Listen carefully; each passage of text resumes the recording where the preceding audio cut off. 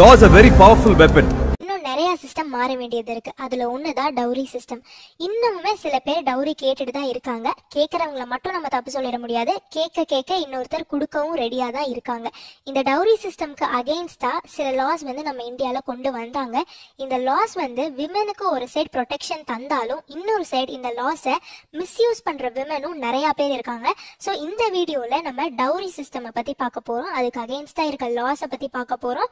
அதை மிஸ்யூஸ் பண்றதை பத்தி பார்க்க போறோம். அதுக்கு முன்னாடி இந்த சேனல் நீங்க இன்னும் சப்ஸ்கிரைப் பண்ணலனா சப்ஸ்கிரைப் பண்ணிடுங்க. கூடவே பெல் ஐகானையும் கிளிக் பண்ணிடுங்க.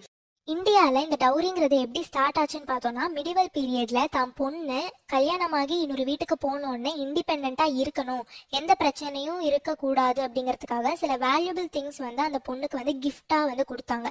ஸோ இந்த மாதிரி போய் போய் பிரிட்டிஷ் பீரியட்ல இந்த டவுரிங்கிறத வந்து மேண்டேட்ரி ஆக்குனாங்க. ஸோ நம்ம இந்தியாவில் இதுக்கு அகெயின்ஸ்டாக இந்த டவுரி சிஸ்டம் வந்து இருக்கக்கூடாதுன்னு சில லாஸ்லாம் கொண்டு வந்தாங்க. அது என்னன்னா, ஃபர்ஸ்ட் வந்து டவுரி ப்ராஹிபிஷன் ஆக்ட் 1961, செகண்ட் வந்து section 304B of IPC, third வந்து 498A ஆஃப் ஐபிசி. ஸோ இந்த மூணு பற்றி தான் நம்ம வந்து இப்போ பார்க்க போகிறோம்.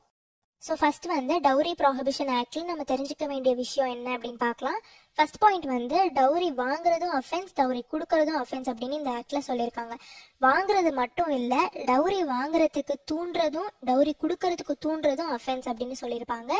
ஸோ இந்த மாதிரி பண்றவங்க, அதாவது டவுரி வாங்குறவங்களுக்கும் டவுரி கொடுக்கறவங்களுக்கும் டவுரி வாங்குறதுக்கு தூண்டுறவங்களுக்கும் டவுரி கொடுக்கறதுக்கு தூண்டுறவங்களுக்கும் என்ன பனிஷ்மெண்ட் அப்படின்னு பார்த்தோம்னா 5 years சிறை தண்டனை, அப்புறம் 15,000 rupees ஃபைன் அப்படின்னு சொல்லிட்டு பனிஷ்மெண்ட் வந்து கொடுக்குறாங்க. இந்த பாயிண்ட் வந்து section 3 of dowry prohibition act கீழே சொல்லியிருக்காங்க. செகண்ட் பாயிண்ட் என்னன்னா, யாராச்சும் டைரக்டாவோ இன்டைரக்டாவோ டவுரி டிமாண்ட் பண்ணா அவங்களுக்கு 6 monthsல இருந்து 2 years வரைக்கும் சிறை தண்டனை இருக்கு, அப்புறம் 10,000 rupees வரைக்கும் ஃபைன் அப்படின்னு சொல்லிட்டு பனிஷ்மெண்ட் கொடுக்குறாங்க. இந்த பாயிண்ட் வந்து section 4 of dowry prohibition act கீழே சொல்லியிருக்காங்க.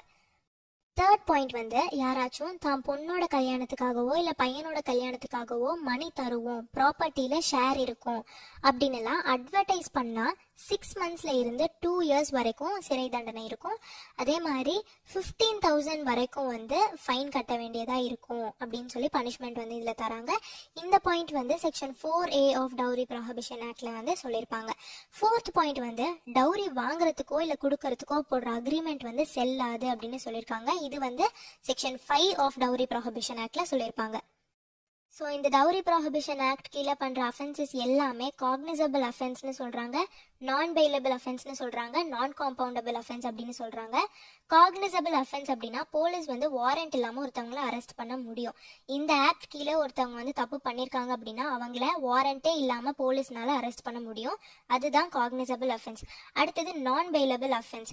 இந்த ஆக்ட் கீழே பண்ணியிருக்க அஃபென்ஸ்க்கு பெயில் தரப்படாது, பெயில் வாங்க முடியாதுன்னு சொல்லியிருக்காங்க. ஸோ இதனால இதை வந்து நான் பெயிலபிள் அஃபென்ஸ் அப்படின்னு சொல்றோம். அடுத்தது நான் காம்பவுண்டபிள் அஃபென்ஸ் அப்படின்னா காம்ப்ரமைஸ் பண்றதுக்கான சான்ஸ் வந்து இதுல இருக்காது அப்படின்னு சொல்லியிருக்காங்க.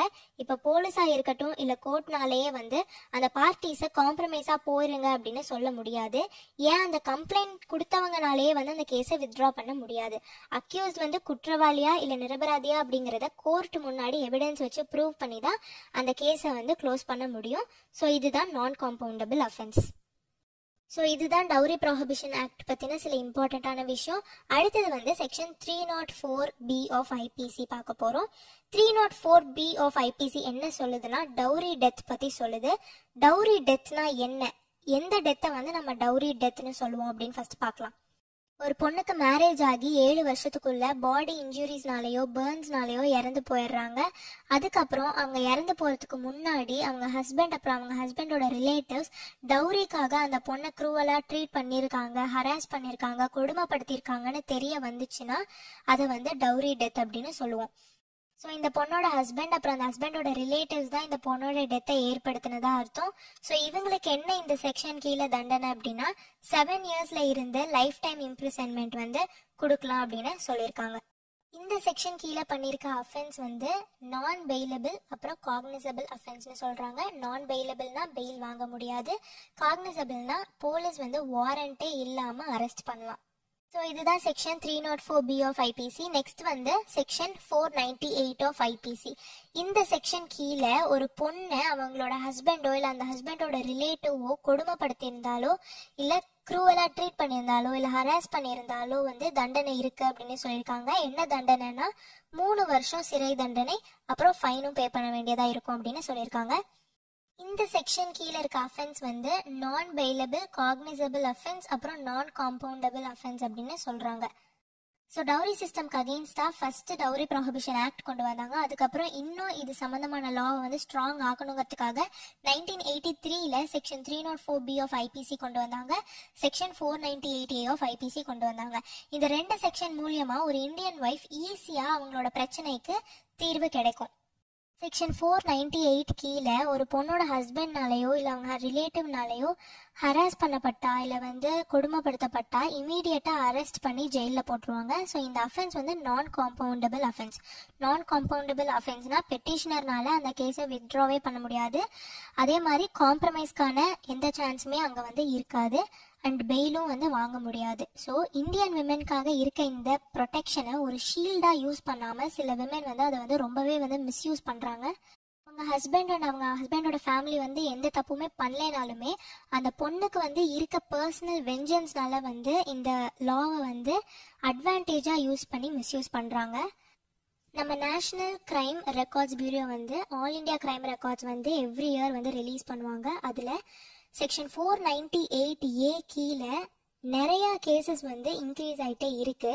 ஆனால் குற்றம் வந்து செஞ்சவங்க அப்படின்னு பார்த்தோம்னா அது வந்து ரொம்ப கம்மி. மீதி எல்லாமே வந்து ஃபால்ஸ் கேசஸாக தான் இருந்துட்டு இருக்கு.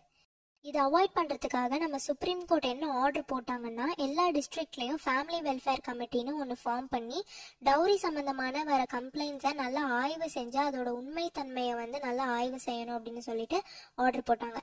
அதே மாதிரி போலீஸ் வந்து உடனே ஒருத்தரை அரெஸ்ட் பண்ணக்கூடாது, நிஜமாலுமே அந்த பர்சன் வந்து தப்பு செஞ்சிருக்காரா அப்படின்னு சொல்லி நல்லா விசாரிச்சு சாட்டிஸ்ஃபை ஆச்சுன்னா அரெஸ்ட் பண்ணுங்க அப்படின்னு சொல்லிட்டு ஆர்டர் போட்டாங்க. அதே மாதிரி அப்படியே அரெஸ்ட் பண்ணாலும் மேஜிஸ்ட்ரேட் வந்து பெர்மிஷன் கொடுத்தாதான் அந்த பர்சனை டீடைன் பண்ணணும் அப்படின்னு ஆர்டர் போட்டாங்க. சில விமன் மிஸ்யூஸ் பண்றதுனால நிஜமாலுமே டவுரினால பாதிக்கப்படுற பெண்கள் வந்து பாதிக்கப்படுறாங்க. அதை விட அதிகமாக ஆண்கள் வந்து ரொம்பவே பாதிக்கப்படுறாங்க. அவங்களோட ரெப்புடேஷன் வந்து பாதிக்கப்படுது. மிஸ்யூஸ் பண்றவங்களுக்கு தண்டனைன்னு ஒன்று இருந்தால் அந்த பொண்ணுங்க வந்து இதை பண்றதுக்கே யோசிப்பாங்க. ஆனால் நம்ம நாட்டில் ஒரு பொண்ணுக்கு அநீதி நடந்தது அப்படின்னா அதுக்கான ஆக்ஷன்ஸ் வந்து டக்கு டக்குன்னு எடுக்கிறாங்க. ஆனால் இதே ஒரு ஆணுக்கு அநீதி நடந்தால் ஆக்ஷன்ஸே எடுக்க மாட்டேங்கிறாங்க. விமனுக்கு ப்ரொடெக்ஷன் சொல்லிட்டு மென்னுக்கு ப்ரொடெக்ஷனே இல்லாமல் இருக்கு. விமனுக்கு எந்த அளவுக்கு ப்ரொடெக்ஷன் இருக்கோ அதே அளவுக்கு மென்னுக்கும் இருக்கணும், அதுதான் நல்லது. ஸோ விமன் வந்து ஜென்யூனான விஷயத்துக்கு மட்டும் கிளைம் பண்ணுங்க, இல்லைன்னா இந்த ரைட்கான பலனே இல்லாமல் போயிடும். இந்த மாதிரி நாங்கள் வேறு எதனா பார்த்து எக்ஸ்பிளைன் பண்ணணும்னு நீங்கள் நினச்சிங்கன்னா மறக்காமல் கமெண்ட் செக்ஷனில் மென்ஷன் பண்ணுங்கள். அப்படியே எங்கள் வீடியோவை லைக் பண்ணுங்கள், ஷேர் பண்ணுங்கள், மறக்காமல் சேனலை சப்ஸ்கிரைபும் பண்ணிடுங்க. நன்றி.